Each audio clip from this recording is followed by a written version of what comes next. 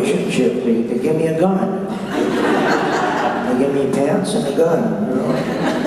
And Ole Edelson, who did Last Exit to Brooklyn, I said, well, where do you want me to go? He goes, you just furniture to me. You just go wherever I tell you. So I went over to the crew. The crew guys know we're all, is that guy, is he that good? And he goes, yeah, he's pretty good. So I went over and go, hey buddy, you can push me around like this, but if this is an Emmy quality when I see it, I'll come into your house and kick your ass. And he went, okay, it's a deal, you know. So what are the things though, because as you're talking about, so often when you're on set, you get a lot of free time. So I understand you started then doing some art while you were on sets, creating ledger paintings? Ledger paintings, and I used to do beadwork, and you know, there's a lot of free time, a lot around sitting around doing. I wonder, can you, just in case people don't know what ledger paintings are, do you Ledger art is, we used to paint on hides. That was our history book, our calendar, and we're oral storytellers, you know, so there would be little pictures that would remind the orals, keepers of history, you know, things would happen, battles, migrations, things in the heavens. And then on the reservation, Buffalo, Oregon, and we'd start painting on any piece of scrap paper that we could get a hold of. Mostly ledger books that were brought to the forts and settlements and the reservation itself. But, you know, old Bibles, love letters, and, you know, and we would paint on them. A lot of it was done in federal prisons, you know, and the boarding schools with pretty repressive times. So we'd sneak and draw little pictures of the old days. And about 4 or 5 of us have brought this art back. There's a lot of people who do it now, but if you Google ledger art, and my wife has an online gallery now. We had a big gallery in the Bay Area for years. It's called Gathering Tribes. You just gatheringtribes.com, and there's a section there where it's say Michael Horst, and you can see my paintings and my jewelry in there. But people ask me, what is my favorite thing of all the things in the music? It's making jewelry, sitting cutting rocks. It's where I make most of the piece with myself. And these ones that you're wearing, you made those pieces? Yeah. And I do a lot of animation voices, which is really fun. It's all those people you went to school with used to make gas noises and send to the principal's office. And people that had imaginary friends. I was playing a pulley on the Rugrats, you know, and the lady that she's Phil and Lil, and she was being a babysitter, and she's having a 3-way conversation with herself. And she looks like your 2nd grade teacher, and I go, wow, man, were you lonely when you were little? And my friend Frank Volker does every animal in the world. He actually glued Cujo's bark, and he's the hummingbird Pocahontas, and the toucan George in the jungle, and just a curious George, he's the monkey. And my wife goes, why is he always smiling? And he goes, makes $1 million a year making animals. But we're positive that Frank had imaginary pets. But it's really fun. My poor wife, you know, she'd never seen me do that. We drove like 5.5 hours down to LA, and I worked 15 minutes being a little duck. And they said, the duck that couldn't swim, and they go, can you be a southern duck? And I'm like, you help me, I can't swim. And I said, we can go home now. And she goes, this is what you do for a living? About painting then, so you said she's a climate warrior then. Yeah, what does she get up to? Yeah, she's big time. She was a cop and everything, and that's one of the reasons we're up here, to be someplace where there's going to be some water in 15 years for the kids. I go, can the kids take care of themselves? And I'm going to be in the snow. I thought I'd retire in like Mexico, where most of my family are from. You know. But no. You talked about her chaining herself to pipe mines. Oh yeah, she'll chain herself to it. Yeah, she's fierce. Yeah. Oh, fabulous. Oh, actually, so I want to take you back to your ledger paintings then. So I understand you have some favourite type of documents that you slightly facetiously like to paint on. I like the land grants, because they always say, to all shall come greeting. Yeah, thank you. You know, and usually the painting didn't go with the text. We couldn't read, but over the years I found myself doing the painting with the text. And I've learned a lot about history. I was getting ready for Indian Market in Santa Fe one time, and I'm painting on something from the same time as the Battle of Little Bighorn. And I realized when that happened in the East, the Civil War had been over for 4 years. The Brooklyn Bridge was built. Edison showed the first light bulb, the first baseball game between Kansas City and Missouri when the Sioux and Cheyenne made their last stand. They had no idea what was coming. And I like to paint on the train documents, because imagine, you know, if you know anything about herd animals, you put anything in their way, it disturbs their migration. So here comes this iron road that actually changed the migrations of the buffalo and the antelopes and the elk. And then comes this big piece of iron that smelled, made noises, and people were shooting animals dead just for the sport of it. It must have been the devil incarnate, you know, for indigenous people to see the trains. Okay, so you like to paint on those train documents, of reclaim that. Yeah.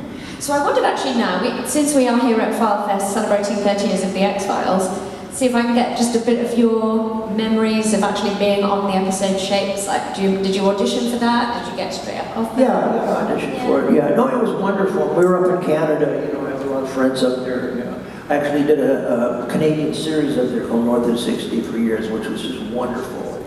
So I knew a lot of the old, you know, a lot of the actors from that area up there, you know. Yes. And that's the first time I met David, and I just, you know, I was just fascinated by watching him work, you know. I think you said in the bar scene with the Go Home FBI, you said you actually knew all those people. Oh yeah. The old guy, Jimmy Herman, very famous on the North of 60. You know, he's back in the bar. Go home, FBI. Yeah, we're not real fond of the federal people. They're not our favorite people. And obviously, so you would have worked before with David, but that would have been your first time meeting Gillian, I imagine. Yeah. We actually, her and I didn't work together much. It was mostly me and David. Yeah. Oh, okay. Oh, yeah, a couple of things. Yeah, okay. And you remember, how was that? Were they long days, those, or were you just kind of in and out for those scenes? No, it was long days, you know. But sometimes when you're enjoying what you do, you know, it just seems to go by really quick. Yeah, very true. So, because you've got your Twin Peaks fandom, and also we've got X-Files here today, but do you do a lot of fandom work then? Do you kind of go around and do these cons, a long history of that? No, I don't. This is like the second one that I've done. I do the Twin Peaks festivals up in Snoqualmie because, you know, I just want to go and have those memories, but the fans go, why don't you show up to these things? I go, number one, I'm one of the very few guys who's still filming a lot, and I don't get asked. Like Kimmy and I wrote for it. She goes, how come you didn't do this? And I go, nobody called me, you know? I mean, there was a big thing, but they had some big Comic-Con thing down in Florida, and I called them and I said, you gonna invite me? Because they're inviting everybody, you know, the white guy that had 2 lines in episode 4. And they go, well, have your agent call us. And I go, I don't have an agent, it's me. You want me there? And they go, well, that's not the way it works. And, you know, I sick the fans on them, you know. But you know, I used to just laugh when Kimmy and Dana would go, and Harry and I are still real close, and they go, well, how come you do this? Well, I'm busy, I'm working, and I used to laugh. And then after a while, my feelings were hurt. I go, how come I never get invited? And then one of these people said, well, we didn't know you wanted to do it. We don't know how to find you. I go, you know, first-year film students in Arkansas can find me. You can find me. I'm not that hard to find. So, but now I'm doing it. I like it. The fans are really, really nice. And it's not about fame. It's about the art of this. And my Walker, Texas Ranger fan's going to scare me. Were you signing my baby? No. You signed my truck? Yeah, bring it around. I did a lot of stunts. I used to do being a Walker, Texas Ranger. People go, why do you do that show? I go, it's so bad I can't screw it up. No pressure.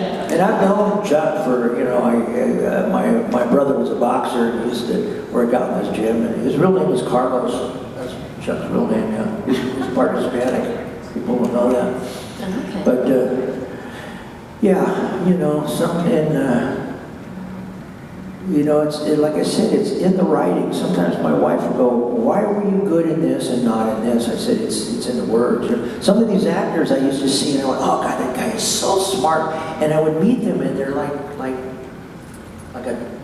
a dull piece of cheese. And I realized they're just reading these wonderful words of the writers, you know, of the writers' work.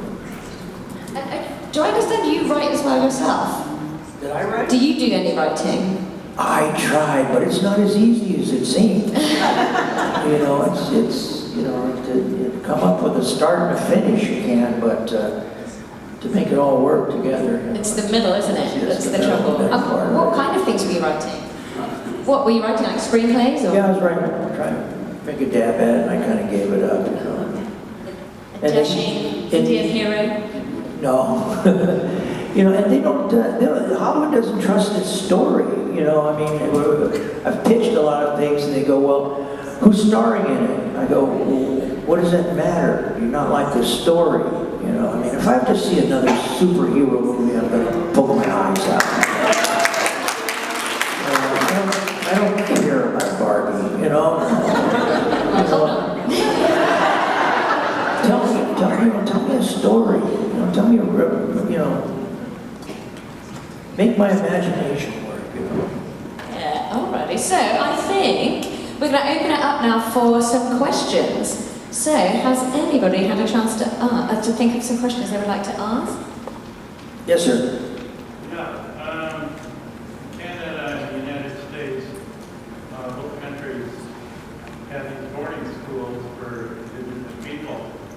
Did you know anybody who was ever involved? My mom went to the Phoenix Indian boarding school. Yeah, no, I didn't. At that time, it was kind of a mixed blessing. A lot of it, and I know people that went to the school in Lawrence, Kansas, and they were kind of glad to have that access, but it was horrid. First thing, they would take you away from your family. First thing they do is cut your hair, which is what you do when you're in mourning. A terrible, terrible thing. Take your name away from you. You're no longer, you know, Yellow Thunder, but you're Jim or Bob. And,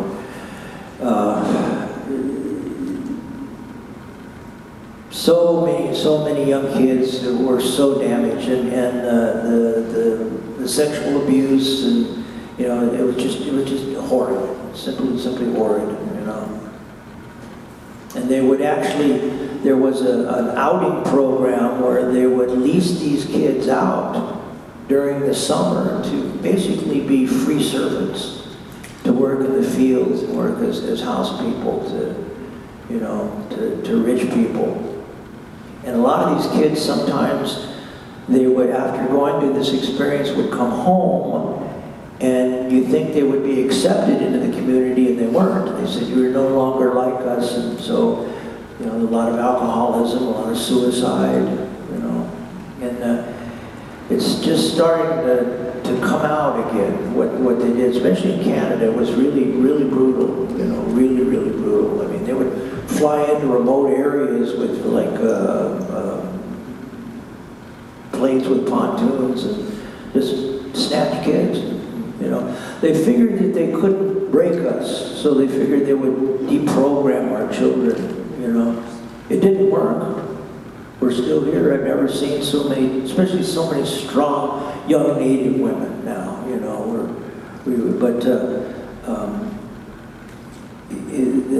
the trauma still lingers. Yeah, I've talked to a lot of people that, you know, that their parents went, you know, their uncles went. You know.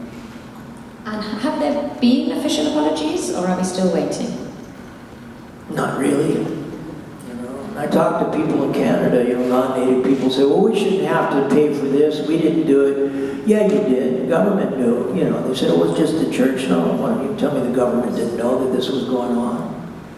You know, and it's still a fight for sovereignty. You know, we were promised that we could be sovereign governments.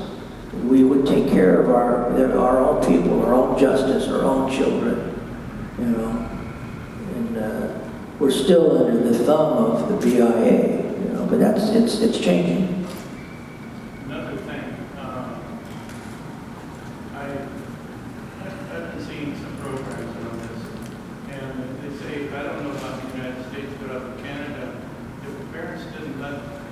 kids go to these boarding schools with the parents in prison. Yeah, there's a very famous, I didn't know, I have a friend that's a ranger out at Alcatraz, and I was over at the takeover of Alcatraz back in the day. Yeah. Oh, really?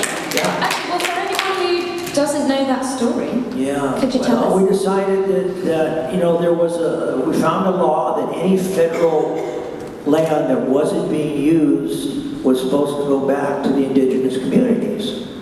So we went over, took over Alcatraz, and found out they didn't mean what they really said. But what was the question you asked me? Sorry, that was my fault. It was about the parents. Yeah, so I found out that there was a group of Hopis that hid their children, and they put them in prison in Alcatraz. I mean, you can look, if you look, Google the history of Alcatraz, you'll see them, you know. They took some of the holy people in the tribal government, I think there was maybe 13 or 14, and put them in that federal prison. You know, no, it's a tragedy. It really is a tragedy.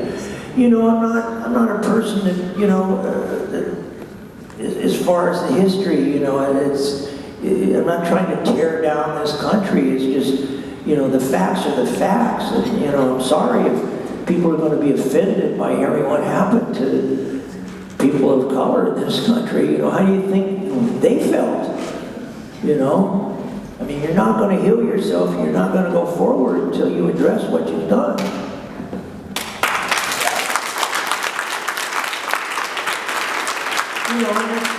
I'm a mixed race person, I'm part Swedish, you know, I'm a mixed race person, but it's, you know, I mean, just the facts of indigenous struggle has to be taught in school, you know. Yes, ma'am. Not to put you on the spot for X-Files commentary, but do you think X-Files fetishize Native American culture, or do you think you respect it? Oh, I respected it. Oh, yeah, I definitely respected it, yeah. You know, I mean, there's still, you know, Hollywood's still learning. You know, it's still learning. And there's, anybody see Res Dogs? Yeah. The 1491s, they're friends of mine. They're just wonderful, you know. And you know, we get to be people. We're real people. You know, I mean, it's, I would see some of these things and I'm going, first time I saw Dan George, and he was so funny, I went, yeah, that's all the uncles I grew up with, you know, that's, you know, we never had a sense of humor. You know, the old films, we were never funny, you know. So you show somebody without a sense of humor, they become less than human, then it's kind of okay to do what you did. But yeah, there's still murder, there's so many. You know, the stories, it's always like Last of the Mohicans and Thunderheart. What happened in 1920, 1930, 1940? These are interesting times. I was fascinated by asking my elders, what was it like down here in southern Arizona back in the 30s? You know, my grandma saw Pancho Villa come across the border when she was 9 years old, you know. And my people have been crossing this imaginary line since the beginning of time. You know, how dare you put that there, you know. But again, it's still a learning process. The new film, The Flowers of the August Moon, that Scorsese's doing, is about the Choctaw and how they intermarried with them so they could kill them all off and get all this oil money. It's going to be a really interesting book. So, but yeah, there's still so many wonderful stories to tell. You know, the stories of Native veterans. You know, I mean, it's we have a long history of going and fighting for this country. You know, I mean, you know, going just about any Native person's house, I'll see a picture of a kid that's in the service. So, yes? Have you ever been asked to do anything as an actor that you refused to do because it was... Oh, yeah. Oh, yeah, you know, and a lot of my friends, they'll show up on the day they're filming going, I'm not doing this. I go, you read the script 2 weeks ago, you know, they're not going to change this, you know, like, you gotta give them, you know, you gotta understand that this is a business. But, oh yeah, there's things like, go put on this purple war bonnet. No. You know, what kind of an animal had these feathers in the first place, you know? Or, you know, what's really funny is when I first started doing this, I used to watch, my uncles would watch these old John Wayne movies and laugh. So I said, I wonder what's being said. So I'm watching like She Wore a Yellow Ribbon and these two Navajo guys come out, and they hated John Ford. John Ford was very oppressive to the people he filmed out there. And they show up and they're talking in Navajo, John Wayne, and one of them says to the other one, wow, that's the ugliest horse I've ever seen. Did he lose a bet? And the other one goes, he rides like a girl. And then they were talking about, we couldn't quite figure it out. They were talking about mixed meat or something, and my aunt came in and goes, they're talking about meatloaf. Did you have the meatloaf for lunch? But I'll catch this stuff all the time. It's really, really funny. You know? But yeah, some of these films are they're just horrid. They're just absolutely horrid. You know? But like I said, it's just filmmakers. You know, digital film has changed it for a lot of filmmakers. You know, you don't need a big star. You can make it. You know, so I was on the board of the Native American Film Institute in San Francisco, and we were taking cameras out to the reservation and giving it to young kids. We're making films about the drug problem, loss of language, talking to their elders, you know, and there's been some really incredible filmmakers in the last 10, 15 years that come, indigenous filmmakers. Gosh, yeah. Great to give young people the chance to tell their own stories. Yeah, tell their own stories, yeah. Right. Any more? Yes? What do your kids think of your work? You know, everybody goes, oh, you're on Twin Peaks, your kids think you're so. My kids think I'm an idiot. Both my kids are musicians. They go through my record collection. Go, don't you have anybody that isn't dead? But they're starting to get it. They're both people now. My grandkids get it. You know, my grandkids understand. Yeah. Yes. What is in your record collection? Oh, I'm pretty much. I like roots music. I like early rhythm and blues and bluegrass.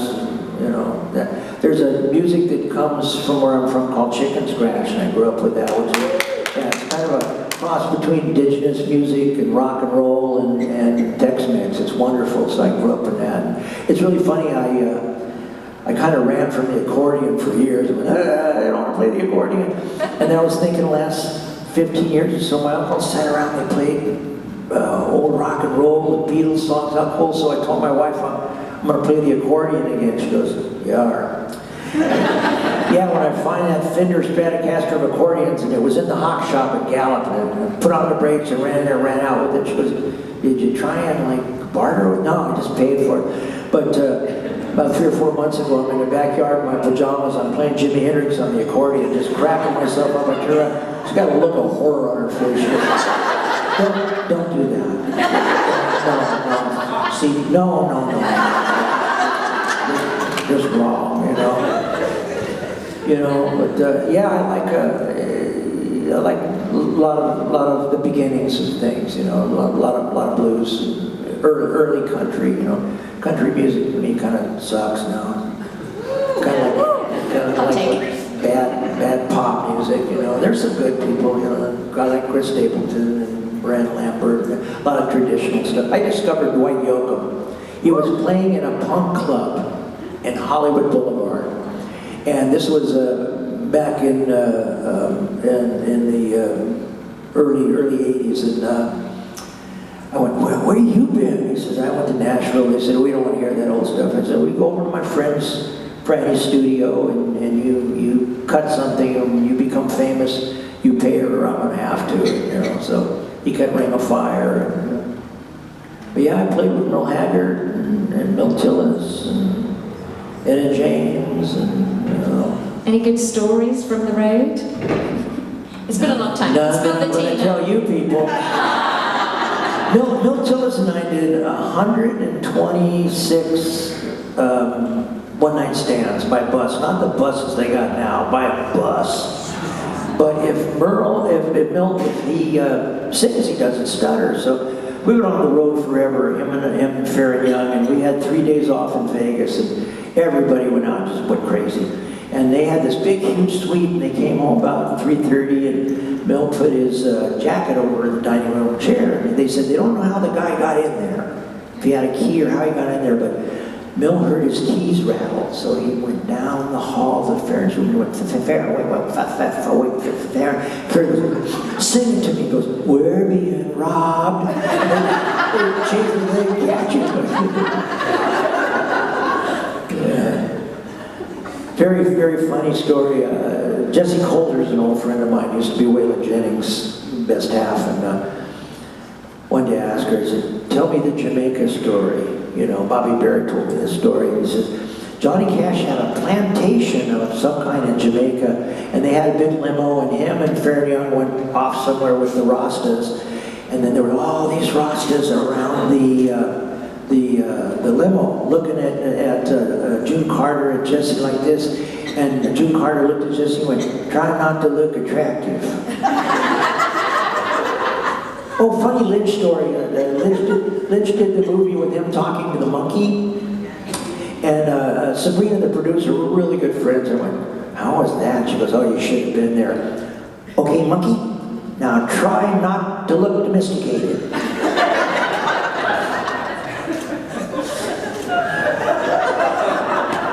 And did it work? Yeah, it kind of did, yeah. That's a good monkey that can take direction. There's a really funny film that I did, about 3-4 years ago, called Dead Ant, A-N-T. If you get a chance to see this, it's freaking hysterical. It's about a rock and roll band called Sonic Grave. And they had one hit, a power ballad. There's all kinds of jokes about how really sissy power ballads are. And they think that they're going to get their second chance, and Tom Arnold is their road manager. They got this little trailer, and halfway through the desert, they think they're going to Coachella, and he goes, no, it's no cello. Oh, man. So they tell them, out on the res, there's a fruit stand out there, and sometimes the guy's got some peyote. So the girls, there was the girl from the L Word, and the guy from the Entourage, and Sean Astin, and Gary Busey's dumb kid, and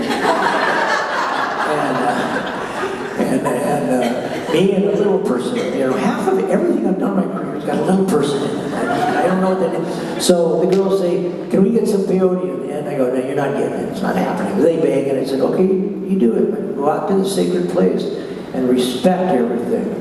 You hear me? You respect everything. Well, they don't. And one of them steps on this ant, and this ant tells him to F himself. And every time they kill one, they get bigger and bigger until they're the size of trucks.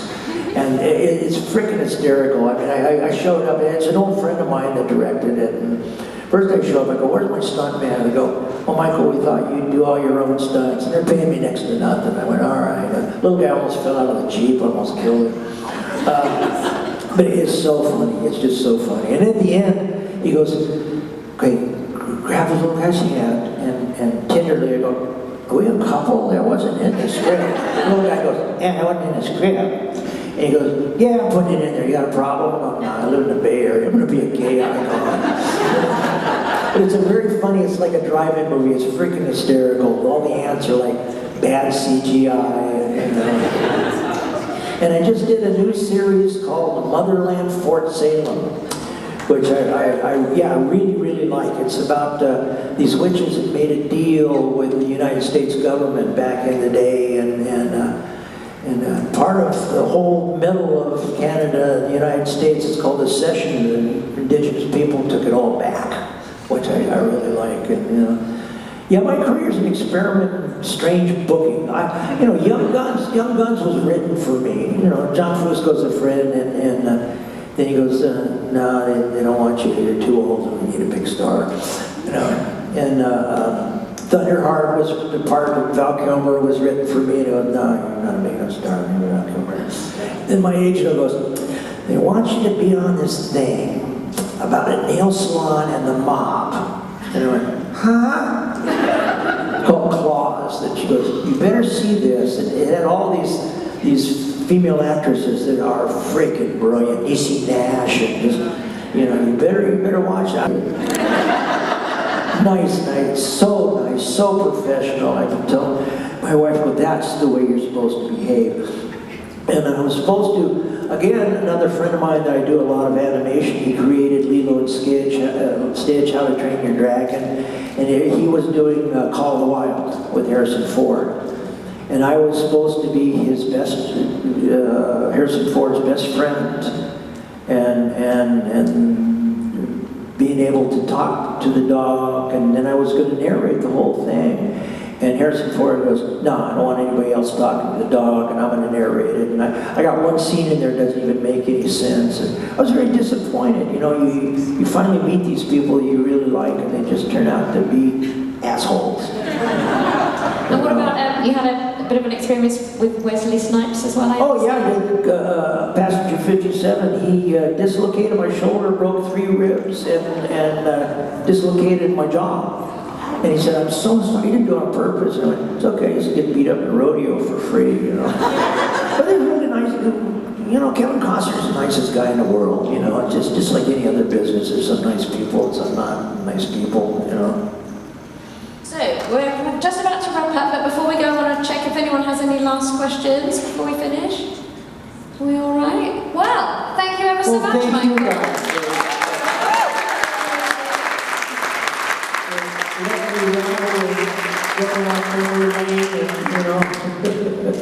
No, thank you ever so much for being here. Right, let's finish.